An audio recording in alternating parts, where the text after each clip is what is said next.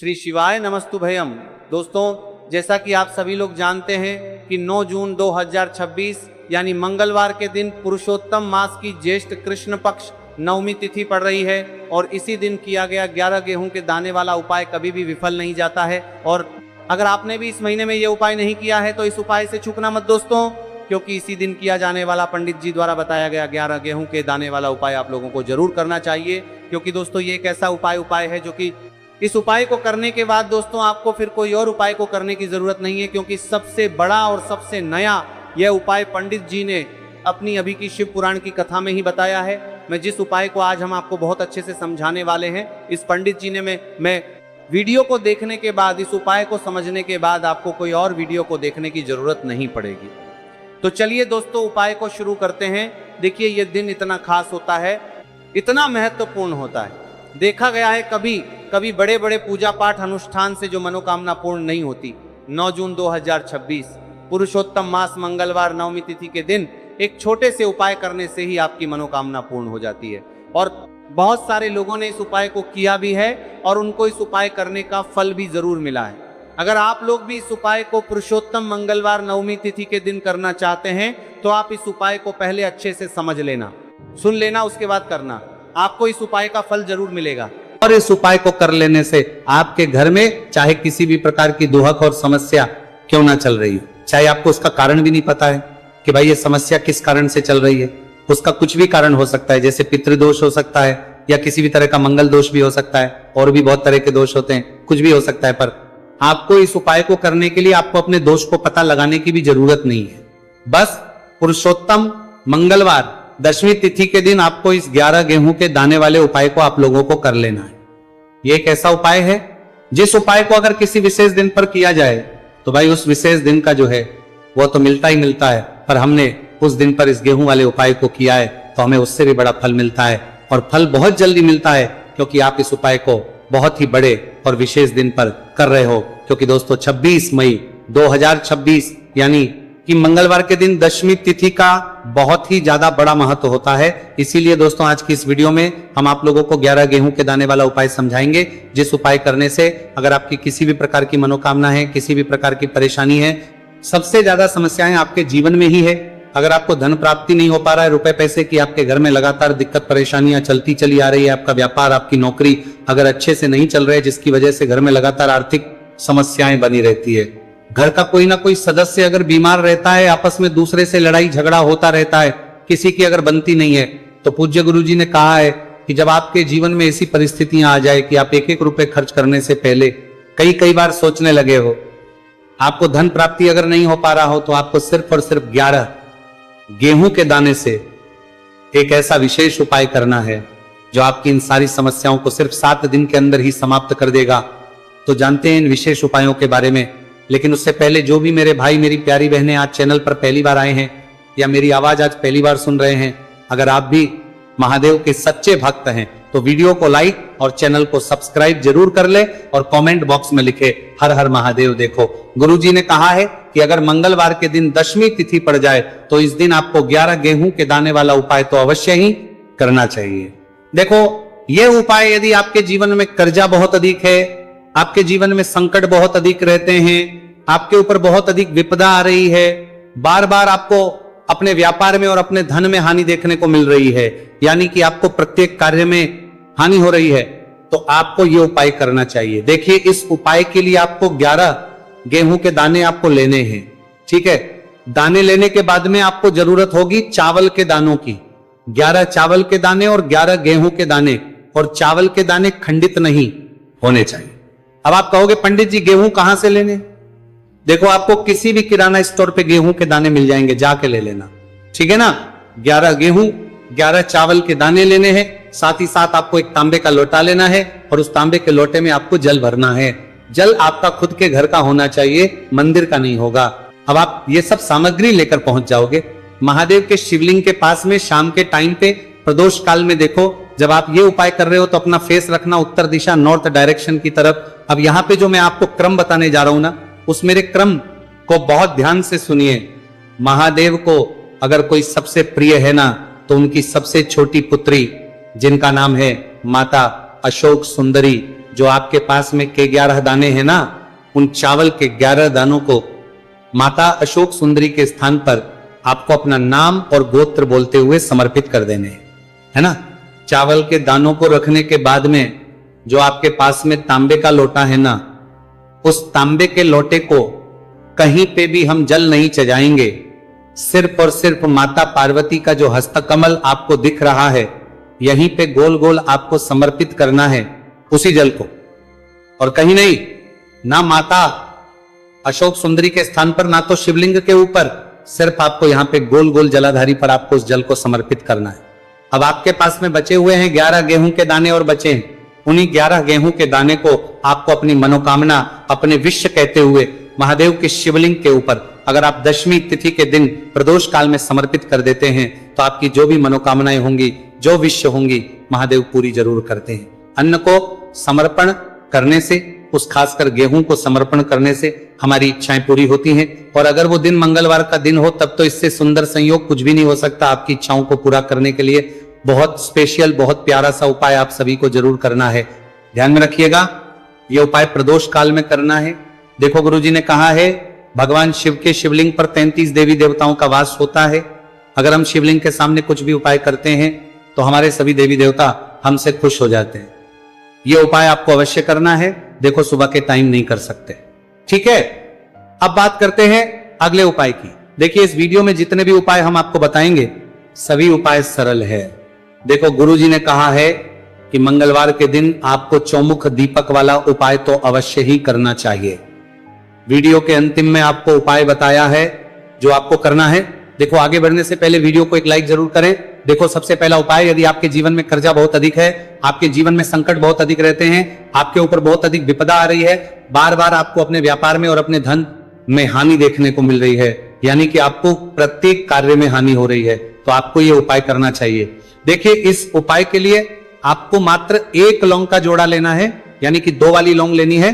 साथ में आपको मात्र थोड़ा सा शहद लेना होगा और इसी के साथ में आपको तांबे के पात्र के अंदर शुद्ध जल लेना होगा। अब देखिए इन सभी सामग्रियों को लेकर के आपको भगवान शिव के मंदिर में पहुंच जाना है। देखिए ये उपाय आप सुबह से लेकर शाम तक कर सकते हैं। तो वो सबसे पहले तो आपके पास जो 2 वाली लौंग है उन्हें आपको शहद के अंदर अच्छे से डुबोना है, यानी कि दोनों लौंग पर आपको अच्छे से शहद का लेपन कर है। अब आपको जो आपके पास एक लोटा जल है, सबसे पहले तो उसे शिवलिंग पर धीरे धीरे समर्पित करना है और श्री शिवाय नमस्तुभयम इस मंत्र का जाप करते हुए, आपको जाप करते हुए समर्पित कर देना है। अब आपके पास जो 2 फूल वाली लौंग है, शहद से उसे आपको शिवलिंग पर अर्पित करना है और आपको प्रार्थना करनी है कि जीवन में जो रोग की स्थिति है वे समाप्त हो, जीवन के जो संकट और समस्याएं हैं वह सभी समाप्त हो, जीवन से कर्ज की समस्या है वह समाप्त हो। इस प्रकार से प्रार्थना करते हुए ये जो 2 फूल वाली लौंग ही शहद संयुक्त, इससे आपको शिवलिंग पर अर्पित कर देनी है। आपकी जो भी समस्या होगी इस मंगलवार के दिन अवश्य ही समाप्त हो जाएगी। तो इस प्रकार से आपको पहला उपाय करना है। अब हम बात कर लेते हैं दूसरे उपाय के बारे में। देखिए यह उपाय आपके लिए सर्वश्रेष्ठ होने वाला है। देखिए इस उपाय के लिए आपको मात्र 5 हरे मूंग के दाने आपको साबुत लेने हैं, खंडित नहीं होने चाहिए, इस बात का ध्यान। और इसी के साथ में आपको एक तांबे के पात्र के अंदर अपने घर से शुद्ध जल ले लेना है। अब दोस्तों इन सभी सामग्रियों को लेकर के आपको सीधे पहुंच जाना है भगवान शिव के मंदिर में। देखिए इस उपाय को भी आप सुबह भी कर सकते हैं और शाम के समय में भी कर सकते हैं। देखिए भगवान शिव के मंदिर में पहुंचने के बाद आपके पास जो 5 हरे मूंग हैं, उनमें से पहला जो हरा मूंग है आपको शिवलिंग के सामने जो नंदी महाराज होते हैं और उनका जो पैर उठा हुआ होता है वहां पर आपको पहला हरा मूंग समर्पित देना है और आपको ओम नम शिवाय इस मंत्र का जाप कर लेना है। फिर आपको दूसरा हरा मूंग लेना है और शिवलिंग पर जो श्री गणेश जी वाला स्थान होता है वहां पर आपको ये दूसरा हरा मूंग समर्पित कर देना है, यानी कि शिवलिंग के सीधे तरफ आपको ये दूसरा हरा मूंग समर्पित करना है और फिर आपको ओम नमः शिवाय या फिर ओम श्री गणेशाय नमः इस मंत्र का जाप कर लेना है। तीसरा हरा मूंग का दान आपको भगवान शिव सबसे प्रिय पुत्री माता अशोक सुंदरी वाले स्थान पर समर्पित करना होगा। शिवलिंग की जो जलाधारी होती है, जहां से जल बह करके आता है, उसी जलाधारी के बीच में जो कहीं न कहीं उठी हुई लाइन होती है सांप की आकृति के रूप में, वहीं पर आपको तीसरा हरा मूंग समर्पित करना है और फिर आपको ओम नमः शिवाय इस मंत्र का जाप कर लेना है। अब दोस्तों चौथा जो हरा मूंग है उसे आपको भगवान कार्तिकेय जी का जो स्थान होता है शिवलिंग पर, वहां पर आपको ये चौथा हरा मूंग का दाना समर्पित कर देना है और आपको इस मंत्र का जाप कर लेना है। अब दोस्तों आपके पास जो पांचवा और अंतिम हरा मूंग बचा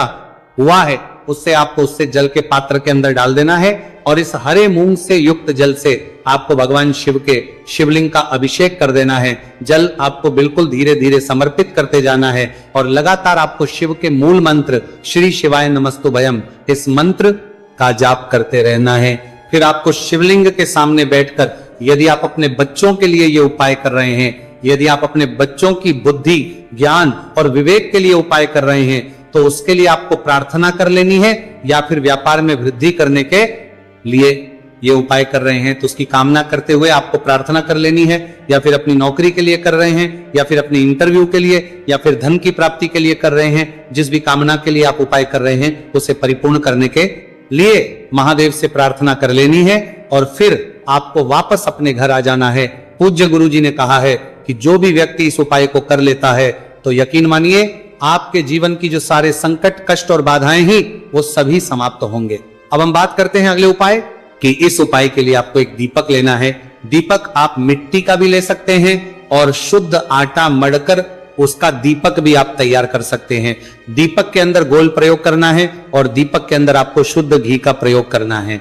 इसी के साथ में आपको मात्र एक फूल वाली लौंग लेनी होगी। अब ये एक दीपक और एक फूल वाली लौंग लेकर के सीधा आपको पहुंचना होगा बरगद के वृक्ष के। वहां पर देखिए सबसे पहले तो आपके पास जो एक फूल वाली लौंग है उससे आपको बरगद के वृक्ष की जड़ में समर्पित करना है।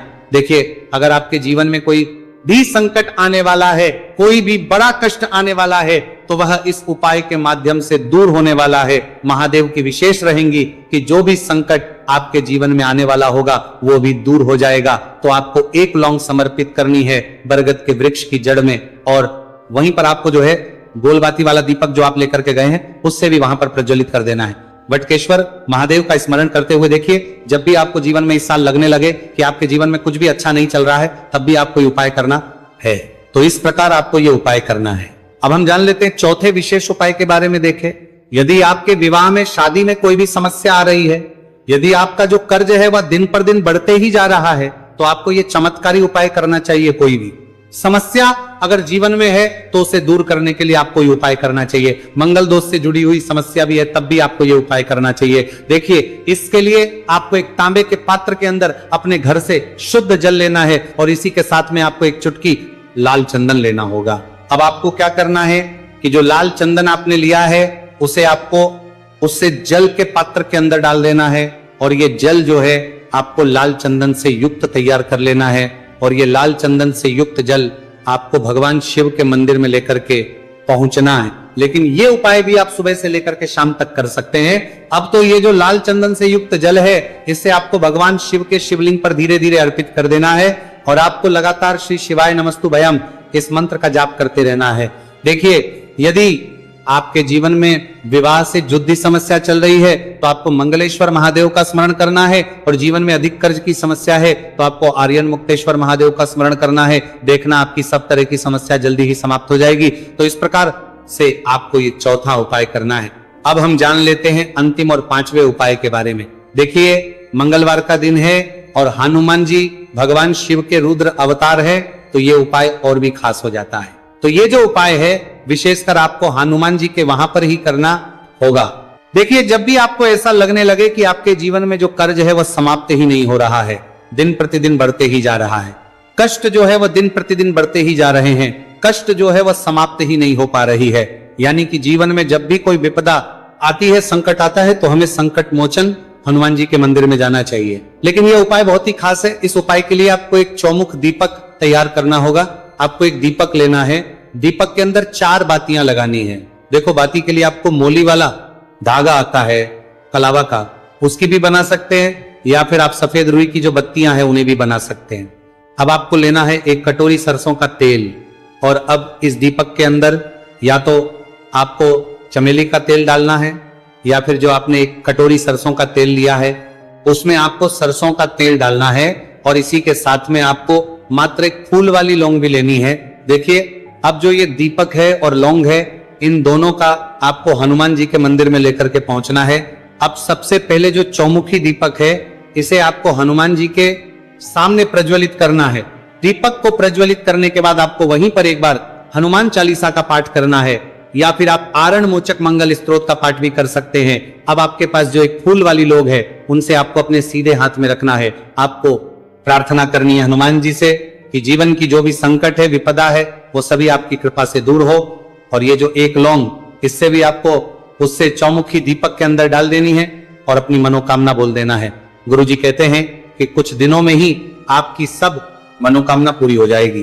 तो इस प्रकार से ये सुंदर सा और सरल सा उपाय करना है। देखो, आज की वीडियो में हमने आपको जितने भी उपाय बताए हैं, सभी उपाय बहुत ही सरल है, जो आपको करने, देखना आपके जीवन के सारे संकट और कष्ट दूर होंगे। और गुरुजी ने कहा है कि मंगलवार के दिन आपको चौमुख दीपक वाले उपाय को आपको अवश्य ही करना चाहिए। इससे आपके जीवन से चारों तरफ से आने वाले संकट दूर हो जाएंगे। तो दोस्तों, आज के इस वीडियो में हमने आपको 5 महा उपाय बताए हैं। जो भी आपको आसान लगे वो आप कर सकते हैं। पूरे साल भर इस उपाय को ना किया हो, पर अगर आपने इस मार्गशीर्ष महीने में, तो आपको इस उपाय को करने का वो फल मिलेगा जिसकी आपने कभी कल्पना भी नहीं करी होगी। इसीलिए इस हल्दी दीपक वाले उपाय को एक बार जरूर कर लेना, ताकि आप लोगों के हाथ से यह मौका ना जा सके और आपको इस उपाय को करने का फल मिल सके। दोस्तों, ये उपाय पंडित जी ने अपनी अभी की ही शिव महापुराण की कथा में बताया है, जो इस उपाय को आज हम आपको बहुत अच्छे से समझाने वाले हैं। इस वीडियो को देखने के बाद इस उपाय को समझने के लिए आपको कोई और वीडियो को देखने की जरूरत नहीं पड़ेगी। तो दोस्तों, इस उपाय को आपको कैसे करना है, कब करना है, कहां पर करना है, और उपाय को करते समय आपको किन किन गलतियों को नहीं करना है और आपको किन किन बातों का ध्यान रखना है, ये सारी जानकारी हम आपको इस वीडियो में देंगे। तो चलिए भक्तों, उपायों को शुरू करते। अगर आप भी चाहते हैं कि महादेव जी का आशीर्वाद आप पर सदैव बना रहे, तो वीडियो को लाइक करें, चैनल को सब्सक्राइब करें और कमेंट बॉक्स में हर हर महादेव जरूर लिखें। तो दोस्तों, यह थे पूज्य गुरुजी द्वारा बताए गए कुछ बहुत ही खास उपाय। अगर आपको जानकारी अच्छी लगी हो तो वीडियो लाइक करिएगा। मिलते हैं फिर एक नए वीडियो के साथ। श्री शिवाय। साल भर इस उपाय को ना किया हो, पर अगर आपने इस मार्गशीर्ष महीने में, तो आपको इस उपाय को करने का वो फल मिलेगा जिसकी आपने कभी कल्पना भी नहीं करी होगी। इसीलिए इस हल्दी दीपक वाले उपाय को एक बार जरूर कर लेना, ताकि आप लोगों के हाथ से यह मौका ना जा सके और आपको इस उपाय को करने का फल मिल सके। दोस्तों, ये उपाय पंडित जी ने अपनी अभी की ही शिव महापुराण की कथा में बताया है, जो इस उपाय को आज हम आपको बहुत अच्छे से समझाने वाले हैं। इस वीडियो को देखने के बाद इस उपाय को समझने के लिए आपको कोई और वीडियो को देखने की जरूरत नहीं पड़ेगी। तो दोस्तों, इस उपाय को आपको कैसे करना है, कब करना है, कहां पर करना है, और उपाय को करते समय आपको किन किन गलतियों को नहीं करना है और आपको किन किन बातों का ध्यान रखना है, ये सारी जानकारी हम आपको इस वीडियो में देंगे। तो चलिए भक्तों, उपायों को